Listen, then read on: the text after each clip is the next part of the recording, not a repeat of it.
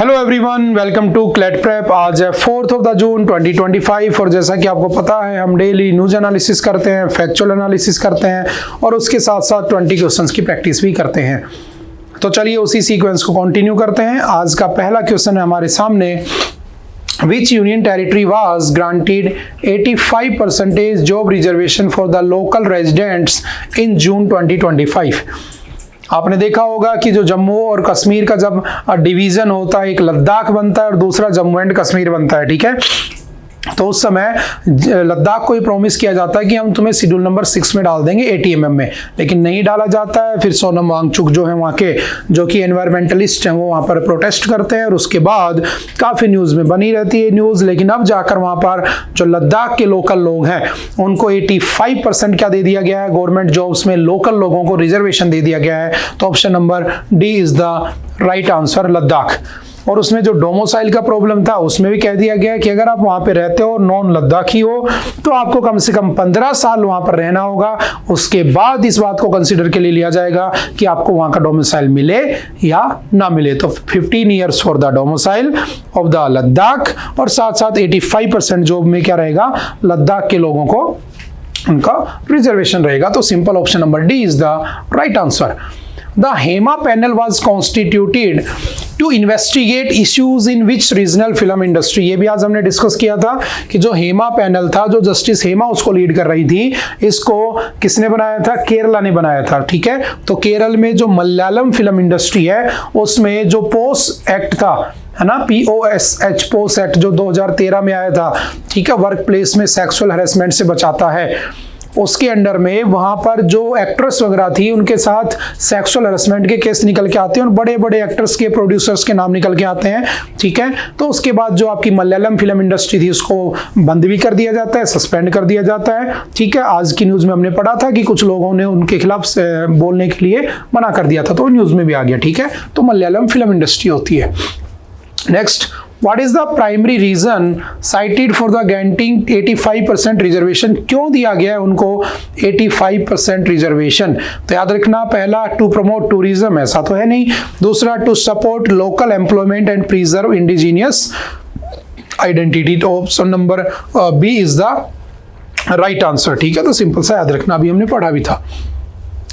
The sixth schedule of the Indian Constitution is primarily associated with which of the following? किससे relate करता है? तो याद रखना ये ATMM से रिलेट करता है। असम, त्रिपुरा, मेघालय, मिजोरम, ठीक है, उनको स्पेशल प्रोविजन देता है। तो याद रखना tribal governance in north east India, option number A is the right answer. ये हमने एडिटोरियल में अच्छे से डिस्कस किया था।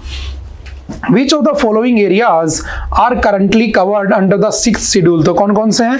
आसाम, मेघालय, त्रिपुरा और Mizoram, ATMM। The Krishna River originates in which of the following states? याद रखना, कृष्णा रिवर जो है वो पेनिनसुलर रिवर है, सेकेंड लार्जेस्ट है। पहले नंबर पे गोदावरी आती है, गोदावरी को हम बूढ़ी गंगा भी कहते हैं, ओल्ड गंगा। गोदावरी को क्या कहा जाता है? तो याद रखना उसको साउथ गंगा भी कहते हैं, यानी दक्षिण गंगा। दक्षिण की गंगा किसे कहते हैं? तो याद रखना वो कावेरी को कहते हैं, ठीक है। तो ये जो कृष्णा रिवर है ये कहाँ से फ्लो करती है? तो याद रखना महाराष्ट्र में महाबलेश्वर से निकलती है, सतारा डिस्ट्रिक्ट से, ठीक है। सिंपल सा याद रखना, ठीक है। चलते हैं next. The Almaty Dam, a point of interstate dispute, is located in which Indian state? ये भी हमने पढ़ा था कि जो आपके कर्नाटक के, option number D is the right answer, जो कर्नाटक है उसके जो डिप्टी CM है DK शिव कुमार, उन्होंने कहा कि हम प्राइम मिनिस्टर से मिलेंगे अगर हमारा डिस्प्यूट नहीं रिजोल्व किया गया। तो जो अलमाटी डैम है वो वहीं पर है, 2005 में बनकर तैयार हो गया था। और जब भी कभी दो स्टेट आपस में लड़ते हैं तो उनके लिए कौन सा आर्टिकल 131 सुप्रीम कोर्ट उसको रिजोल्व करता है। लेकिन जब भी कभी दो स्टेट आपस में लड़ते हैं किसके ऊपर, वाटर को लेकर, तो उसका आर्टिकल होता है 262। सिंपल सा याद रखना। The Almaty Dam dispute is primarily between which two states over Krishna River water sharing? तो किस किस के बीच में है? तो मेजरली देखा जाए तो कर्नाटका और आंध्र प्रदेश के साथ वो डिस्प्यूट बना हुआ है, ठीक है, क्योंकि वो रिवर वहीं से निकल के, महाराष्ट्र से निकल के कर्नाटक होते हुए, आंध्र प्रदेश होते हुए कहाँ चली जाती है? बे ऑफ बंगाल में चली जाती है। द स्वामित्व scheme was launched by which ministry of the government of India, किसने लॉन्च किया था? तो हमने पढ़ा था कि जो रूरल इलाके थे, जो इंडिया के रूरल एरियाज हैं, वहां पे जमीन के रिकॉर्ड्स को, लैंड रिकॉर्ड्स को डिजिटलाइज करने के लिए क्या किया गया था? एक स्कीम आई थी 2020 में जिसका नाम था स्वामित्व स्कीम। तो मिनिस्ट्री कौन सी थी? Ministry of Panchayati Raj. Option number C is the right answer. हमने आज के एडिटोरियल में भी पढ़ा था कि जो आपका तेलंगाना है, उस तेलंगाना ने क्या किया है? भू भारती नाम से एक स्कीम लॉन्च की है, जो उसकी स्टेट गवर्नमेंट की स्कीम है, जैसे सेंटर पे स्वामित्व थी। Next, What is the primary objective of the स्वामित्व स्कीम launched in 2020? उस स्वामित्व स्कीम का प्राइमरी ऑब्जेक्टिव क्या था? तो याद रखना, to provide digital property cards to the rural land owners. Option number B is the right answer. इससे क्या होगा? लैंड डिस्प्यूट नहीं होंगे, ठीक है, डिजिटल लोन वगैरह लेने में तुम्हें कोई प्रॉब्लम नहीं होगी, तो उसके लिए इसको लाया गया था।